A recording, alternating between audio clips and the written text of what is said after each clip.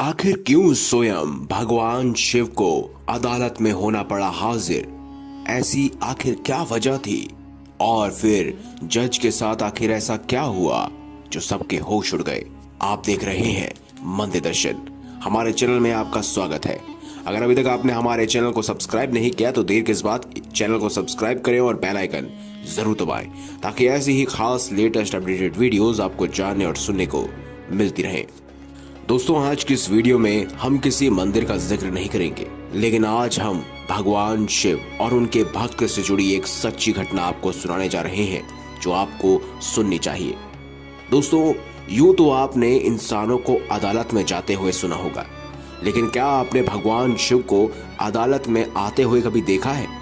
नहीं ना।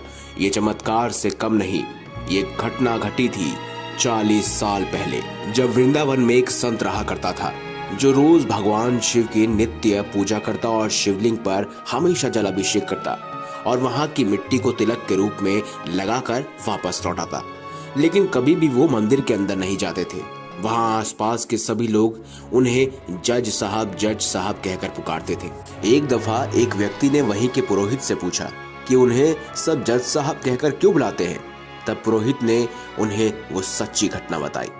कुछ समय पहले दक्षिण भारत के एक शहर में ये व्यक्ति जज हुआ करता था, जिसने एक बार एक ऐसे व्यक्ति का केस लड़ा कि उसके बाद से इनकी जिंदगी बदल गई।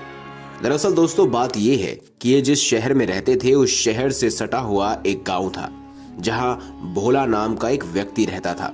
वह व्यक्ति काफी भोला और गरीब था, जिसने अपनी बेटी की शादी के लिए गांव के जमींदार से कर्ज लिया था।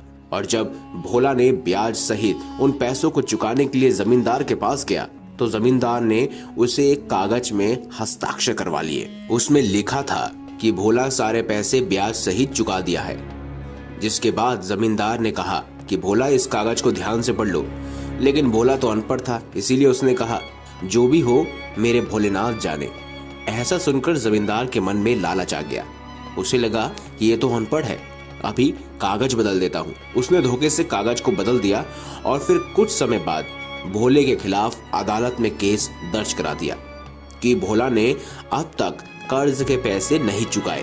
केस के दौरान जब भोला ने अपने बचाव के लिए वह कागज पेश किया तो जमींदार ने उसे भी बदल दिया। उसमें लिखा था कि भोला ने अब तक सारे पैसे नहीं चुकाए हैं। जिसके बाद जज ने उससे पूछा कि आपके पास कोई और सबूत है?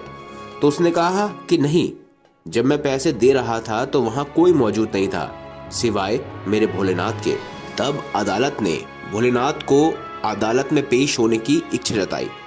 अगली सुनवाई के दौरान अदालत में एक बूढ़ा व्यक्ति पहुंचा जिसने गले में रुद्राक्ष की माला पहनी हुई थी और उसने जज साहब से कहा, भोला बेकसूर है।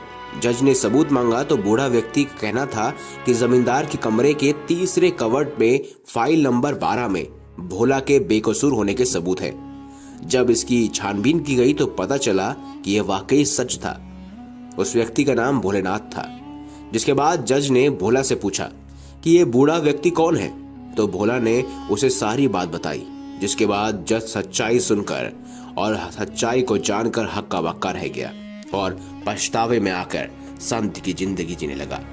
दोस्तों, जज को सबसे बड़ा पछतावा था कि साक्षात भोलेनाथ अदालत में आए थे और उनके सामने वो एक कुर्सी पर बैठा रहा। उन्हें पता ही नहीं चला कि यह साक्षात भोलेनाथ हैं।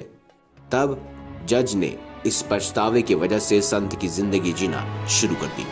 तो दोस्तों, आपका क्या मानना है इस कहानी को लेकर? अगर ये वीडियो आपको अच्छी लगी हो तो इस वीडियो को लाइक करें, हमारे चैनल को सब्सक्राइब करें और ज्यादा से ज्यादा शेयर अवश्य करें। मिलेंगे अगली बार एक नई खास वीडियो के साथ। तब तक के लिए बहुत बहुत धन्यवाद।